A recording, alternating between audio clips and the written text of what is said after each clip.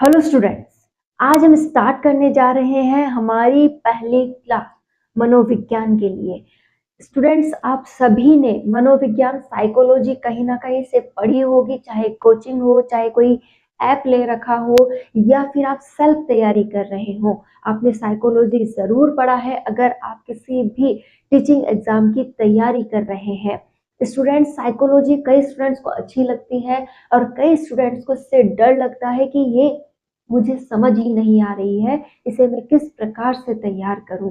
तो अगर आप में भी इस प्रकार का डर है, आपको इससे हिचक हो रही है या फिर आप सोच रहे हैं कि मैं कैसे इसके क्वेश्चंस अटेंड करूंगा, ये मुझे समझ नहीं आ रही है, तो प्लीज इन क्लासेस में आप रेगुलर बने रहिए। आपको यहाँ बहुत अच्छे से साइकोलॉजी समझ में आएगी, आपका डर दूर होगा। एक बार ट्राई करने में कोई हर्ज नहीं है, आप एक बार इन क्लासेस को कंप्लीट देखिए।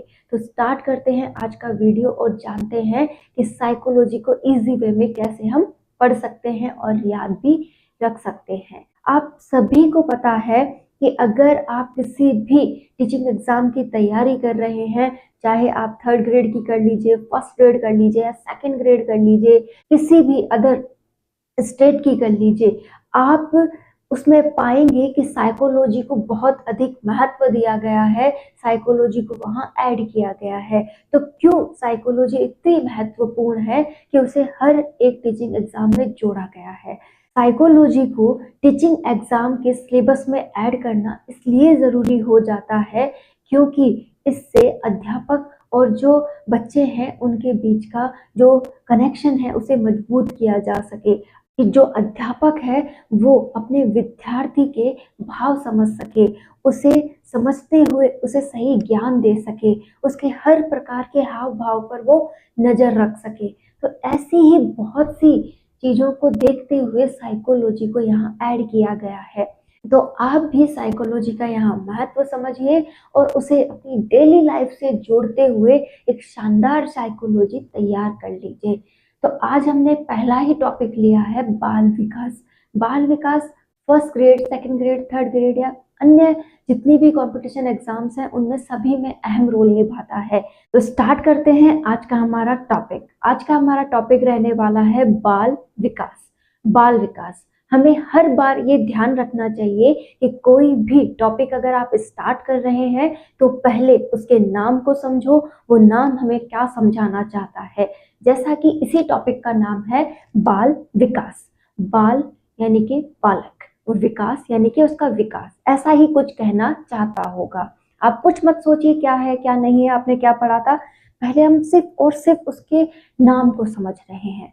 हमें समझ बैठा बालक का विकास। अब बालक शब्द, बालक से हमें हमारे आसपास देखे हुए कई बालक याद आते हैं कि शायद ये उसके विकास की बात कर रहा है।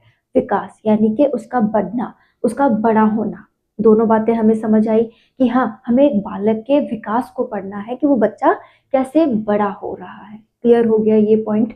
अब उसी बात को शायद ये चैप्टर हमें साइंटिफिक रूप से भी कहेगा, कई वैज्ञानिक आकर के इस बात को रखेंगे कि हाँ ऐसे हुआ होगा, या फिर वो कह रहे होंगे कि आप ये काम कीजिए तो ये विकास बहुत अच्छा हो जाएगा, या फिर वो कह रहे होंगे कि इसे काम, जो ये विकास है इसे होने में ये चरण लगे होंगे।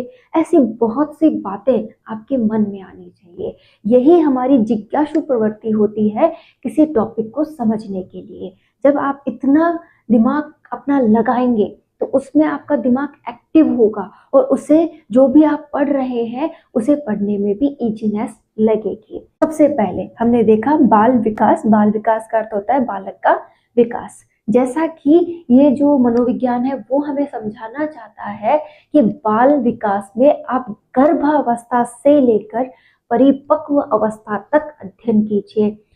जो भी स्टूडेंट्स इस चैप्टर को या फिर मैं कहूँ कि मनोविज्ञान को टफ समझता है, उसे कुछ एक शब्द मैं यहाँ दूंगी, उन शब्दों को अगर वो पकड़ लेता है तो वो अपने टॉपिक को इजीली पढ़ सकता है। जैसे यहाँ पर पहला शब्द आया था बाल विकास, जिसे हमने समझ लिया। अब नए शब्द आए हैं गर्भावस्था से लेकर परिपक्व अवस्था तक। अभी हमने बोला एक बालक, बालक जो माता के गर्भ से उत्पन्न हुआ है उसकी हमें बात हमें कही गई है। तो क्या कहा गया? गर्भावस्था। जब बालक माता के गर्भ में था उस समय को हम क्या कह रहे हैं? गर्भावस्था। और अब जो उसका विकास हो रहा है उसमें भी उसने एक बीच में लाइन लगा दी है कि मात्र परिपक्व अवस्था तक, कि आप कहाँ तक अध्ययन करना? परिपक्व अवस्था तक। तो हमने वहां पर रुक गए हैं, हम नहीं जा रहे उसके बुढ़ापे तक, और वो कब उसका मृत्यु पर्यंत रहा है उस तक भी हमें कोई चर्चा नहीं करनी। लेकिन कहाँ तक रोका गया है हमें? परिपक्व अवस्था तक, कि बस ये जो टॉपिक है इसमें उस बालक का विकास पढ़िएगा, और वो भी कहाँ से? गर्भावस्था से लेकर परिपक्व अवस्था तक। हो गए उसके दोनों पॉइंट क्लियर। तो अब देखते हैं इन दोनों शब्दों का प्रयोग। तो इस पूरे चैप्टर में जो भी शब्द आने वाले हैं उनमें से दो शब्द हमारे सामने हैं, गर्भ अवस्था और परिपक्व अवस्था। याद हो गए दोनों शब्द? अब इन दोनों शब्दों को समझते हैं। गर्भावस्था, जब शिशु माता के गर्भ में आता है, जो 9 महीने का समय होता है वो, या फिर आप कहें 270 दिन या 280 दिन का वो समय जो होता है उसका यहाँ पर जिक्र किया गया है। इसे आप 2 या 3 शब्दों से और जानेंगे। एक तो रहेगा प्रसव पूर्व अवस्था, या फिर आप कहें जन्म पूर्व अवस्था। ये 3 शब्द आपको यहाँ पर ध्यान में रखने हैं। पहला गर्भावस्था, दूसरा जन्म पूर्व अवस्था या प्रसव पूर्व अवस्था, कि बच्चा जन्मा नहीं है उससे पहले, ठीक है, प्रसव नहीं हुआ है उससे पहले, और जब बालक गर्भ में था तब की अवस्था। तीनों शब्द एक ही बात कह रहे हैं, इनमें कंफ्यूज नहीं होना है। इन्हें समझिए और इसे यूज कीजिए, बार बार यूज करेंगे तो शब्द समझ में आने लगेंगे। अब सबसे पहले हम समझेंगे कि गर्भावस्था में बालक का विकास किस प्रकार से हो रहा है। तो गर्भावस्था में क्या होता है? युग्मक होता है, युग्मक होता है। ये युग्मक पिता से प्राप्त होता है शुक्राणु, और ये युग्मक जो माता से होता है अंडाणु। इन दोनों का जब निषेचन होता है जिसे युग्मनज कहा जाता है, ये युग्मनज जो होता है इसके बारे में हम यहाँ विस्तार से पढ़ने वाले हैं, क्योंकि आप सभी को पता होगा इस सिलेबस में सारी अवस्थाएं हमें पढ़नी है, विकास हमें कंप्लीट पढ़ना है, साथ ही साथ इसमें जितनी भी डेफिनेशंस वगैरह हैं, जितना भी इसको प्रभावित करने वाले कारक हैं, सब हमें पढ़ने हैं। फिलहाल हम एक छोटा सा बिंदु यहाँ डिस्कस कर रहे हैं कि ये युग्मनज किस प्रकार से बना। तो हमने देखा कि एक सेल थी, दूसरी सेल से निषेचित हुई, और यहाँ पर एक नई सेल का निर्माण हो गया, और यही सेल माता के गर्भ में उपस्थित है, और इसी का विकास होकर 9 महीने बाद हमें एक शिशु की प्राप्ति होती है। ये जो 9 महीने का समय होता है, या फिर हम कहें 270 दिन या 280 दिन का समय होता है, इसी को हम क्या कहते हैं? गर्भकाल कहते हैं। और इसमें भी हमें बालक के विकास को पढ़ना होगा। आगे ये भी एक टॉपिक हमें यहाँ पर बताया जाएगा। जैसे ही प्रसव होता है, बालक का जन्म होता है, तो एक नई अवस्था आ जाती है जिसे कहा जाएगा शेषवावस्था। शेषवावस्था में बालक का विकास किस प्रकार से हुआ, परिवार के सदस्यों का किस प्रकार से सहयोग मिला, उसने क्या सीखा, वो किस तरीके से अपना विकास कर पाया, इन सभी बिंदुओं को भी हमें पढ़ना होगा। और शेषवावस्था के बाद एक और अवस्था आएगी, बाल्यावस्था। इस शेषवावस्था में जब वो पूरी तरह से परिपक्व हो जाएगा, उसके बाद एक नई अवस्था आ जाएगी, वो होगी बाल्यावस्था। बाल्यावस्था में बालक को कई पड़ावों से गुजरना होगा, और वो उन पड़ावों से गुजरते हुए अपनी बाल्यावस्था को परिपक्व करते हुए वो किधर जाएगा? परिपक्व अवस्था की ओर। परिपक्व अवस्था को ही हम यहाँ क्या कह रहे हैं? किशोर अवस्था कह रहे हैं, कि किशोरावस्था जो होगी वहां तक का हमें अध्ययन करना है। अब यहाँ पर हमें कितने शब्द मिल चुके हैं? गर्भावस्था, शेषवावस्था, बाल्यावस्था और किशोरावस्था। ये वो 4 शब्द हैं जिनके आधार पर आप बाल विकास को पढ़ सकते हैं। तो स्टूडेंट्स याद कर लीजिएगा कि बाल विकास पढ़ना है, बालक का विकास पढ़ना है, और उसमें भी हमें गर्भावस्था से लेकर परिपक्व अवस्था तक पढ़ना है। और ये बड़े शब्द लग रहे हैं, तो आप याद रखिएगा कि बच्चे का जो जन्म नहीं हुआ है उससे पहले से लेकर वो जवान जब हो रहा है तब तक का अध्ययन हम करेंगे। इनके लिए जो ये शब्द है वो आपको बार बार यूज लेने होंगे, आपको इनकी प्रैक्टिस करनी होगी, ये शब्द आपको आने लगेंगे। और ये 4 शब्द ही बाल विकास का आधार होंगे, ये याद रखना ही होगा आपको। गर्भावस्था, फिर शेषवावस्था, फिर बाल्यावस्था, और फिर परिपक्व अवस्था या किशोर अवस्था। गर्भावस्था के मैंने 2 नाम और बताए हैं, प्रसव पूर्व अवस्था या जन्म से पूर्व की अवस्था। क्लियर हो गया? युग्मक और युग्मक के निषेचन से क्या बनता है? युग्मनज। और युग्मनज बड़ा होकर के क्या बनाता है? एक शिशु। युग्मनज बड़ा होकर क्या बनता है? शिशु। और शिशु का ही ये पूर्ण विकास हमें पढ़ना होता है। तो अब तक हमने समझ लिया है कि बाल विकास आखिर है क्या, और बाल विकास में कहां से कहां तक का अध्ययन करना है। तो यहाँ तक आपको क्लियर हो गया होगा। अब हम थोड़ा आगे बढ़ते हैं। आपने बाल विकास के लिए एक और शब्द सुना होगा, बाल मनोविज्ञान। कई स्टूडेंट्स इसमें कंफ्यूज हैं, उनका ये कंफ्यूजन यहाँ जरूर दूर करना चाहिए। सबसे पहले बाल मनोविज्ञान, बाल मनोविज्ञान पहले काम में लिया जाता था, क्योंकि यहाँ पर हम केवल शेषवावस्था से बाल्यावस्था तक का अध्ययन करते थे, कि जब बच्चा पैदा हो गया है और जब बच्चा बाल्यावस्था तक पहुंच गया है, केवल हम उतना ही अध्ययन करेंगे। इससे आगे हमें लेना देना नहीं है कि वो गर्भ में कैसे था, या फिर बाल्यावस्था के बाद वो जवान किस प्रकार से हो रहा है, या फिर उसका विकास किस प्रकार से हुआ है। आपको केवल यहाँ तक का ही अध्ययन इसमें करना होता था। लेकिन मनोवैज्ञानिकों ने इसमें और सुधार किया और इसका जो क्षेत्र था इसको बढ़ा दिया, कि नहीं, हमें ये भी जानना होगा कि बच्चा किस प्रकार से गर्भ में विकसित हो रहा है, उसको किस प्रकार से वहां पर पोषण मिल रहा है, तो हम उसमें भी सुधार कर सकते हैं। साथ ही बाल्यावस्था के बाद वो परिपक्व कैसे हो रहा है, कैसे वो किशोर बन रहा है, हमें उसका भी अध्ययन करना चाहिए। तो ये जब इनका क्षेत्र बढ़ा, मतलब इधर भी क्षेत्र बढ़ा और इस तरफ भी इनका क्षेत्र बढ़ाया गया, तो इसे एक नया नाम दिया गया, बाल विकास। यहाँ पर बाल विकास बाल मनोविज्ञान के मुकाबले बहुत विस्तृत है।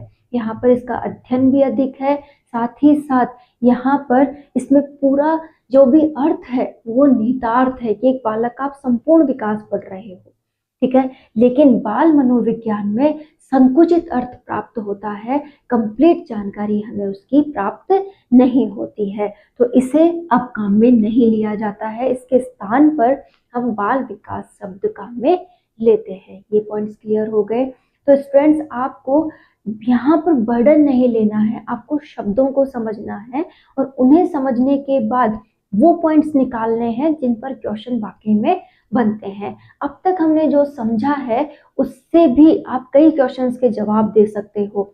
जैसे मैंने अभी बोला, इन चारों अवस्थाओं के नाम आप याद रखिएगा। आप यकीन नहीं मानोगे, आपके कई क्वेश्चंस के जवाब इन 4 अवस्थाओं के नाम ही होंगे। तो रट लिए हैं अभी तक कौन कौन सी हैं? गर्भावस्था, शेषवावस्था, बाल्यावस्था, परिपक्व अवस्था या किशोर अवस्था। क्लियर हो गए हैं? आगे बढ़ते हैं कि मनोविज्ञान से बाल विकास हो गया, ये पॉइंट हम समझ गए, लेकिन इसे कैसे लाया गया, क्यों इसका अध्ययन स्टार्ट हुआ, क्या है इसकी हिस्ट्री, उसे भी तो हमें जानना चाहिए। प्राचीन समय में बाल विकास को महत्व दिया जा रहा था, लेकिन 17वीं शताब्दी तक बाल विकास को बिल्कुल महत्व नहीं दिया गया, मतलब उसे न के बराबर महत्व देते हुए यूं ही चलने दिया गया। लेकिन 17वीं शताब्दी में कोमेनियस नामक एक साइंटिस्ट आए, जिन्होंने 1628 में अपनी एक पुस्तक लिखी, स्कूल ऑफ इन्फेंसी, मतलब शिशुओं का विद्यालय, शिशुओं की स्कूल, यानी छोटे बच्चों की स्कूल। इन्होंने ये बताया कि अगर आप छोटे बच्चों को बहुत ही अट्रैक्टिव तरीके से पढ़ाओगे, जैसे अच्छी पुस्तकें उनके सामने हो जिसमें अच्छे डायग्राम्स वगैरह बने हो, तो उन्हें बहुत अच्छा मन लगेगा पढ़ने के लिए। साथ ही आप विद्यालय में भी कई व्यवस्था ऐसी कर सकते हो जिससे कि बच्चा विद्यालय आने के लिए उत्सुक हो जाए। ठीक है, ऐसी कई बातें इन्होंने अपनी पुस्तक में लिखी। तो इन्होंने क्या किया, जो काम किया उससे लोगों को लगा कि हाँ, हमें भी इसमें काम करना चाहिए। कई साइंटिस्ट इस पर काम करने लगे और इसमें रुझान बढ़ा। तो 17वीं शताब्दी से पहले बाल विकास का इतना रुझान नहीं था। प्राचीन जो थे वो थोड़ा बहुत इसमें इंटरेस्ट लेते थे, जैसे प्लेटो थे, उन्होंने रिपब्लिक नामक पुस्तक लिखी थी, वो बाल विकास पर ही आधारित थी। क्लियर हो गया। अब चलते हैं थोड़ा आगे कि 17वीं शताब्दी तक तो एक नॉर्मल सी बात थी, लेकिन जब 18वीं शताब्दी आई, जैसे 1774 में एक साइंटिस्ट की बात करें हम, पेस्टालोजी, जिन्होंने बेबी बायोग्राफी लिखी, इन्होंने अपने 3.5 वर्षीय पुत्र पर अध्ययन किया और इन्होंने पाया कि जो बेबी होते हैं उनमें बहुत से चेंजेस होते हैं, बहुत सी वो एक्टिविटीज करते हैं, उनका विकास जो होता है वो विभिन्न अवस्थाओं से गुजरता है। तो उन्होंने क्या किया, अपने बेबी के ऊपर रिसर्च करते हुए एक बेबी बायोग्राफी लिखी और उसको प्रकाशित किया। तो पेस्टालोजी ही प्रथम वो साइंटिस्ट थे जिन्होंने वैज्ञानिक अध्ययन किया था। सर्वप्रथम वैज्ञानिक अध्ययन किसने किया है? प्रथम वैज्ञानिक अध्ययन किसका? बाल विकास का। किसने किया है? पेस्टालोजी ने किया है। तो अब तक आए हुए क्वेश्चंस में डायरेक्ट एक ही क्वेश्चन बन रहा है, वो है पेस्टालोजी पर। आपको ये क्वेश्चन याद होना चाहिए, ये कई कॉम्पिटिशन्स में पूछा गया है। पहला क्वेश्चन आया है पेस्टालोजी का कि पेस्टालोजी ने अपने 3.5 वर्षीय पुत्र का अध्ययन किया था। तो कौन से वो साइंटिस्ट थे जिन्होंने अपने 3.5 वर्षीय पुत्र पर अध्ययन किया था? तो नाम आएगा पेस्टालोजी। या फिर पूछा जाए कि वो कौन से साइंटिस्ट थे जिन्होंने प्रथम वैज्ञानिक अध्ययन किया था बाल विकास का, तो भी नाम आएगा पेस्टालोजी। क्लियर है? एक क्वेश्चन आपको मिल चुका है। नेक्स्ट आता है हमारे पास कि चलो 18वीं शताब्दी के अंदर तो पेस्टालोजी बहुत अच्छे से इस पे काम किए और बहुत अच्छा इन्होंने यहाँ पर हमें बताया। इन्हीं के साथ एक और थे टाइडमैन, उन्होंने भी काम किया था, लेकिन उनका इतना जिक्र नहीं होता है। तो मोस्ट पॉइंट्स पे हमें काम करना है जिनसे कि हम बहुत अच्छे क्वेश्चन गेन कर सकें। तो पेस्टालोजी का क्वेश्चन हमें समझ में आ गया। तो हमने अब तक समझ लिया है कि पहले के टाइम थोड़ा महत्व दिया जाता था, 17वीं शताब्दी तक बिल्कुल महत्व नहीं था, 17वीं शताब्दी में कॉमेनियस ने थोड़ा बहुत महत्व दिया, फिर मेन जो काम स्टार्ट हुआ है वो है 18वीं शताब्दी से।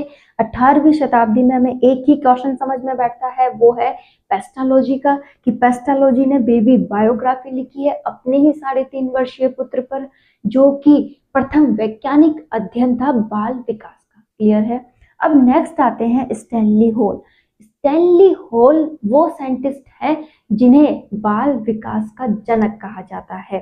तो याद रहेगा कि स्टैनली होल को बाल विकास का जनक कहा जाता है। एक क्वेश्चन क्लियर हो गया। अब स्टैनली होल ने किया क्या क्या है?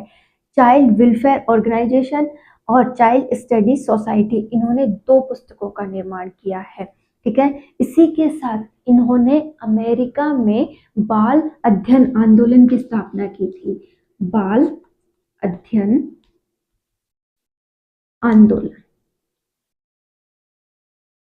की स्थापना की थी। 3 काम हो गए इनके। स्टैनली होल है, 19वीं शताब्दी के हैं, साथ ही इन्होंने 2 पुस्तकें लिखी है, बाल अध्ययन आंदोलन की स्थापना की है, साथ ही इन्होंने बाल सुधार गृह की भी स्थापना की है। ये जो है दोनों पॉइंट्स, ये आपको ध्यान में रखने होंगे कि बाल अध्ययन आंदोलन की स्थापना किसने की और बाल सुधार गृह की स्थापना किसने की है। स्टैनली हॉल के लिए एक और पॉइंट यहाँ पर महत्वपूर्ण है कि इन्होंने बाल विकास के लिए प्रश्नावली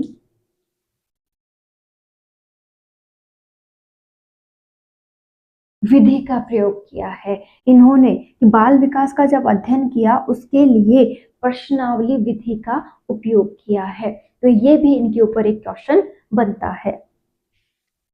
तो अब तक हमने देख लिया है, एक क्वेश्चन किस पे बना था, पेस्टालॉजी पर, और नेक्स्ट क्वेश्चन किस पे बन रहा है, स्टैनली हॉल पर। स्टैनली हॉल ने 2 पुस्तकें लिखी है जो आपको ध्यान में रखनी है, साथ ही बाल अध्ययन आंदोलन की स्थापना की है, बाल सुधार गृह का निर्माण किया है, और साथ ही बाल अध्ययन में किसका उपयोग किया है, प्रश्नावली विधि का। ये प्रश्नावली विधि का उपयोग करने वाले कौन थे बाल विकास में, स्टैनली हॉल, कई बार पूछा गया है। तो ये मोस्ट इंपॉर्टेंट क्वेश्चंस में मैं आपको साथ में बताती जा रही हूँ। 2 इंपॉर्टेंट क्वेश्चन बता दिए हैं जो अब तक क्वेश्चन पेपर में पूछे गए हैं। पहला पेस्टालॉजी और दूसरा है प्रश्नावली विधि का बाल विकास के लिए सर्वप्रथम प्रयोग किसने किया है, स्टैनली हॉल ने। क्लियर हो गया यहाँ तक।